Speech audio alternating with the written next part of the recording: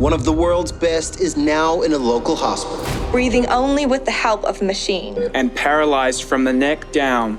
After the accident, I was in a really dark place.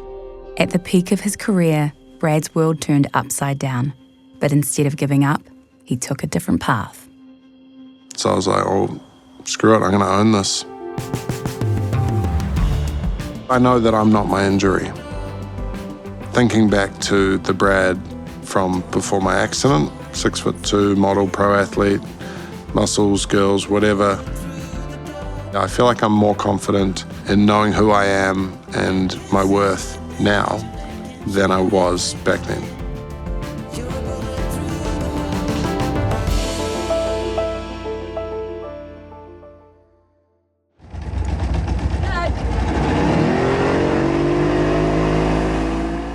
I found wakeboarding when I was, I think, 12 years old. I was completely hooked and just addicted to it. Decided that that's what I wanted to do and kind of dropped out of school a year early and took off to the States. Came home with a junior world title at the end of that year. That was the start of 11 years of back-to-back summers. I think I was 18 and he would have been like 13. We went from being the little grom that, you know, we'd help out and try to get him sponsors, and then he got to the point where he was giving us sponsors. He was right away very talented. For him to be like a tall guy and then to have such great style, like, stood out. He'd won a junior world title, he'd been traveling on the pro tour, he was like commentating, he was starting to do DVD and magazine stuff. This was his career really exploding onto a level of guys that were like world champions and like top tier pros. We started traveling and going to competitions together. We were freaking rock stars. Every girl in the state knew us. You came to a wakeboard contest, you spent your time signing boobs. What was the hardest thing about traveling with Brad? Probably that he's this giant wakeboard dude and he steals all the chicks all the time. God, it's hard to go out with that guy. Yeah, it was quite the life. Things were really, really kind of peaking at that point for me. And unfortunately, that's where things went pear-shaped.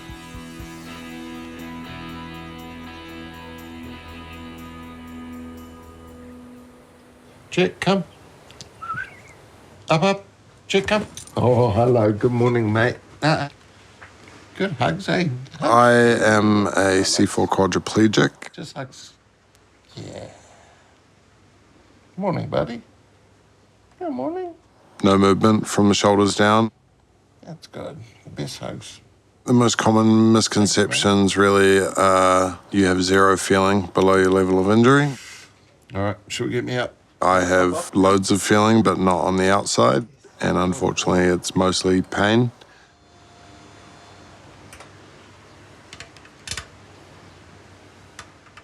I've got a catheter which goes in surgically through just below my belly button into my bladder.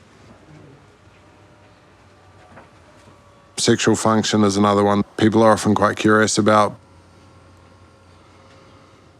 There is still sexual function there, but just not complete sexual function. There are a lot of things that I can't do and that I rely on people for. And that is one of the most frustrating things, especially coming from a pro athlete mindset. It's nice to feel like it's finally starting to warm up a little though. Yeah, a little crisp in the mornings, but... Brant, a longtime friend and pro wakeboarder, is Brad's full-time carer.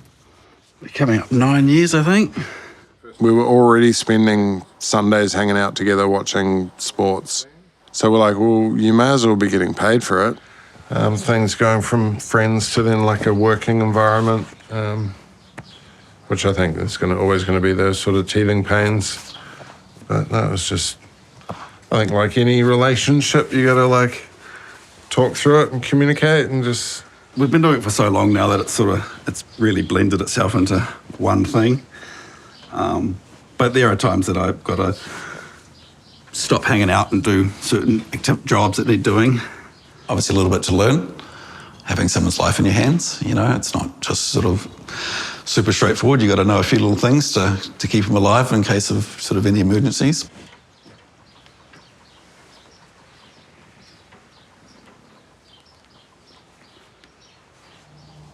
It's too bad. There's no major dip.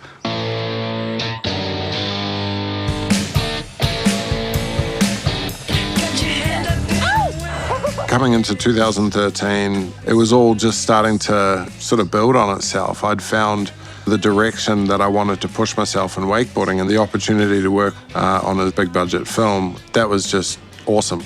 I knew the sponsors and everyone would be watching it. The pressure was on to land the biggest tricks. And Brad had pioneered a trick called the double Indy tantrum to blind, which no one had done at that point. And especially over that big air setup was very, very, very dangerous. And they wanted to get this double backflip with this half twist in it on film. I mean, at that point, it was the hardest trick ever done.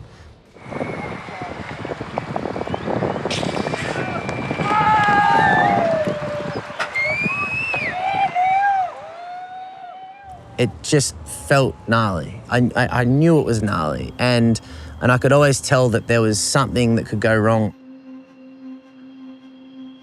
We weren't quite nailing it the way we wanted, but I was getting really close, and I'd had a few ones where I'd landed and I, couldn't stay up on the board.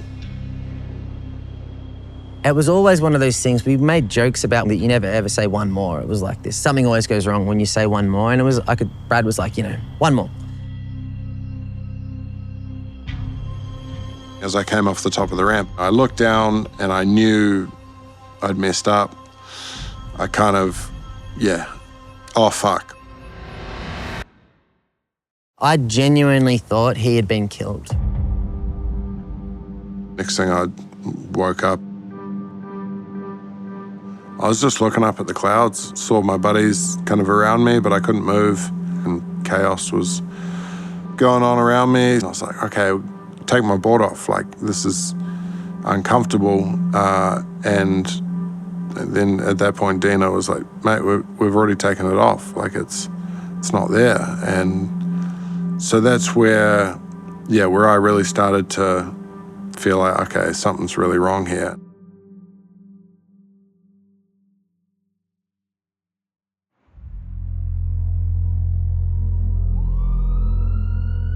He was there in ICU for about 6 weeks, and it was really, really tough to see him. I remember the first week he was barely conscious.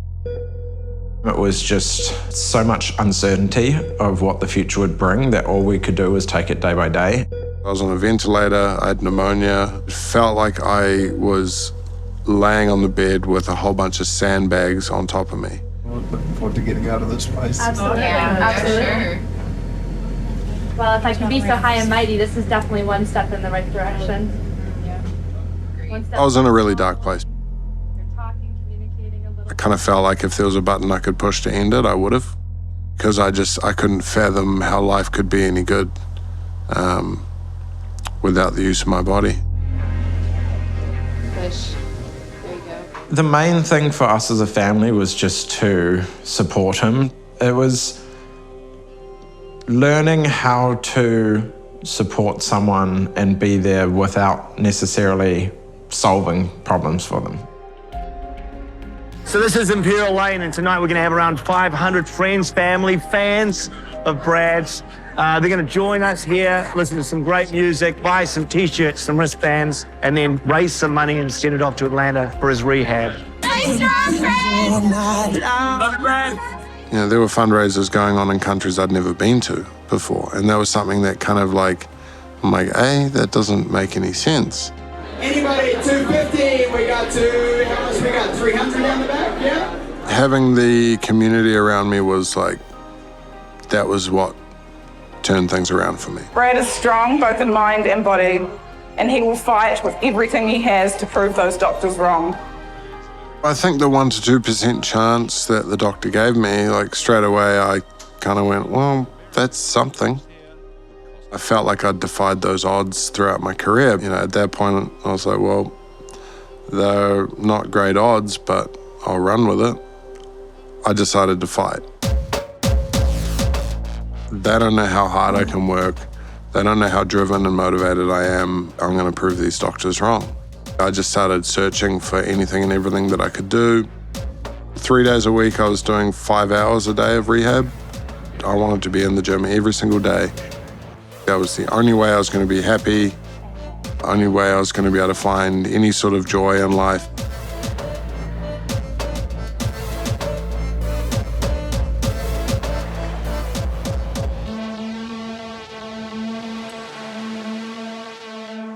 If you spent every single day going up to this big rock that you wanted to move, and you put everything you had into moving that rock every single day, and after 3 years you went back up to that rock again and you realised that rock hadn't moved one bit.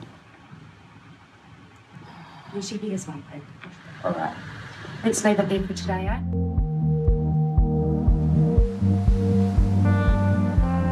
I'd been doing 3 years of non-stop physical rehab when I realised I hadn't actually fully taken on acceptance. I thought I was having to accept everything that I believed my injury meant for the future. Acceptance is accepting what is in the here and now. You know where we're at. Accepting that there are some things that I might not be able to change about this situation. Some things I can't take back. I'd spent way too much time dwelling on the past. It was just a passing quip. So I was like, oh, screw it, I'm gonna own this. I'll be the best version of me that I can be, regardless of what I have control of. With words don't come back. Start looking forward and focus on what I am grateful for, and the real objective here is happiness, regardless of if I'm gonna get movement back or not.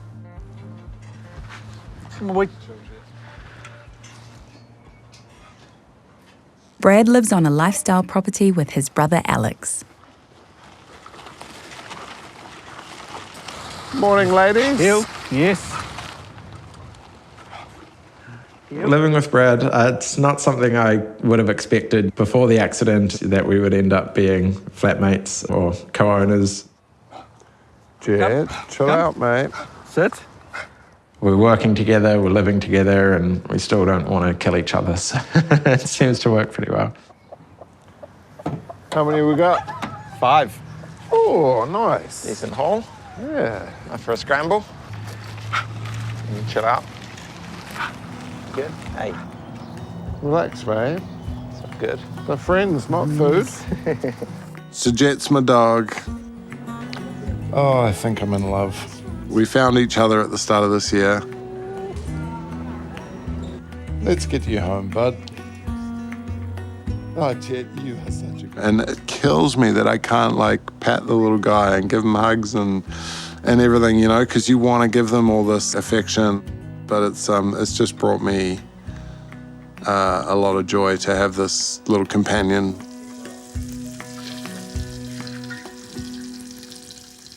So Brad, you're excited to going over for Worlds to Aussie? Is that the first time it's been back at Oz since we were there? Yeah, I mean, what was that, 2005? The first time the Wakeboard Worlds have been held in Australia since I won my junior world title. Turns out a good buddy of mine was helping organise that, and so he reached out and said, hey, would you be keen to do the live commentary for it? How are you feeling about it all? Yeah, I'm probably not going to get much of a holiday, but no, I'm excited for it. Like, it's going to be a lot of work. Since my accident, I kind of pulled away for a while, so. Hearing about Brad's accident, it definitely shook things up. And realizing that getting injured in this seriousness of level is that it's possible. If anything, it sort of made me want to ride more, to be honest, just because I realised how, you know, how quickly it can all end, so you want to make the most of it as much as you can. Was it ride for those who can't? Yes, that was sort of a big movement straight away. I think a lot of people were affected. It's been 10 years now, so there are probably kids that'll be there at Worlds that have no idea who I am or what happened. Now it's a whole new scene, a whole bunch of fresh blood that we don't really know that much. Yeah, if you get a trick wrong. Honestly, with what the kids are doing these days, I will be getting some stuff wrong.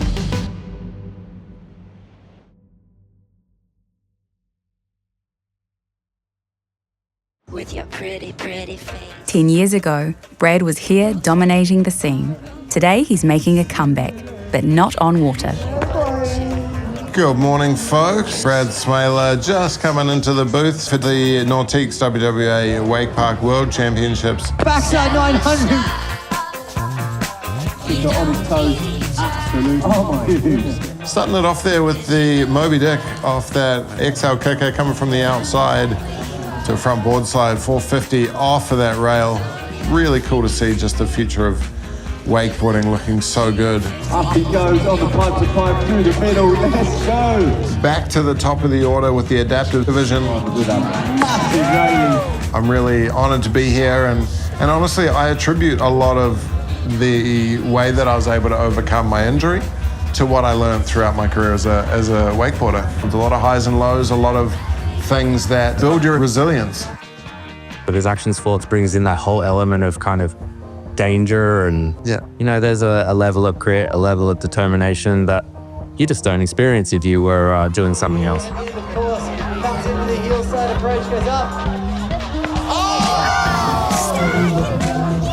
G'day, mate. Hey, brother. So good to see you. You too.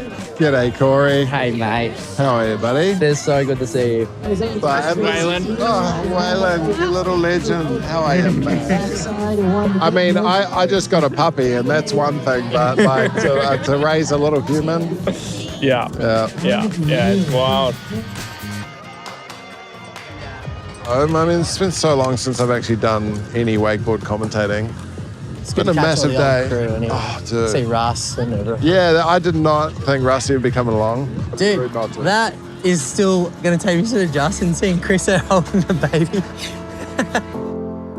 Maybe we're okay.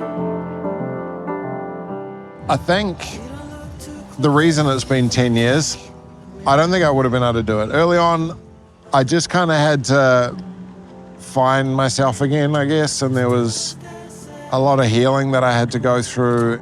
Your 2024 Under-17 Boys Elite World Champion, Mac Ford.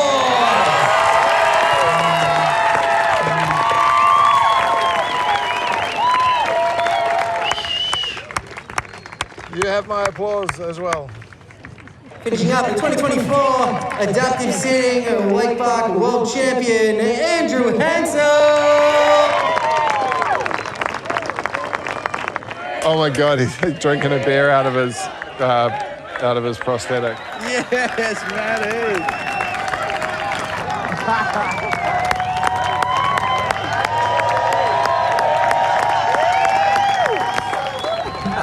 Oh, Man, it was it's great. going to be so good tonight. There's going to be so many people I haven't seen in so long. Yeah.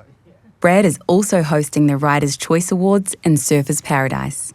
So, party shirt later, you reckon? Yeah.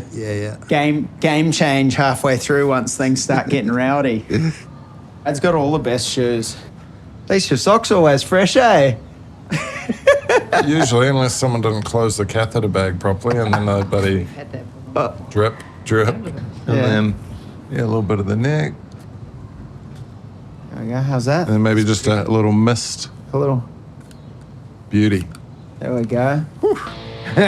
Fresh.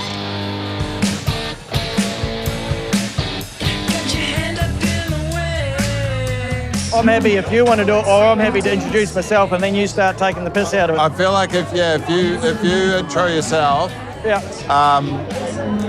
and then I'll just throw those couple little bits at it.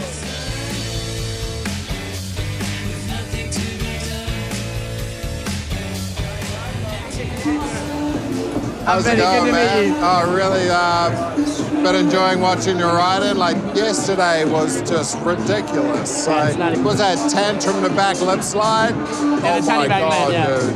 Love what you're doing for like the Australian, New Zealand wakeboarding scene. It's super inspirational. Me and my brothers especially, we take a lot of inspiration from you. And, we love to see you out here, man. Welcome everybody to the 2023-24 Rider's Choice Award. Yeah, so in 2014, pushing the limits, going for the double tantrum to blind, I managed to win Trick of the Year with that one, but unfortunately, my brother and my mate Jeff were the ones to accept that award for me when I ended up in the spinal unit trying to repeat it. I guess I was prepared, or I thought I was prepared to push the limits in wakeboarding, and I didn't quite know that this would be one of the results of pushing the limits, but I would never deter anyone from going for what you want, pushing it. I think, you know, being 10 years on past my accident, to have that impact, I guess, on the sport still today is pretty cool. There's a lot of shit that I've been through, but I've learned so much from it. And to be able to pass that on and give other people that insight without having to go through what I've been through, I think is super valuable. If I have to go through those struggles to positively impact others, then definitely makes it more bearable and even drives me when I'm going through those shit moments. Even if one person in the room leaves with one really key life-changing message, then that's a huge, huge win.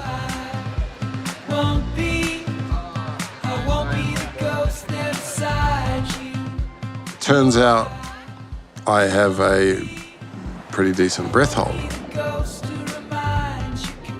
My body doesn't use the same amount of blood flow and oxygen as everyone else's does. Before my injury, I was on top of the water most of the time. Now I'm beneath it. The fact that I've been somewhat trapped in a wheelchair for 10 years and I had to overcome that feeling of constantly wanting to escape allows me to sit at the bottom of that pool when I'm freediving and know that all I have control of is to nod my head like, yeah, I'm okay, or nah, get me out of here. I'm in control of my life again. I know that I've gone through some struggles. We're all flawed, we're all damaged, but to know that you are enough exactly as you are is powerful, but it's true.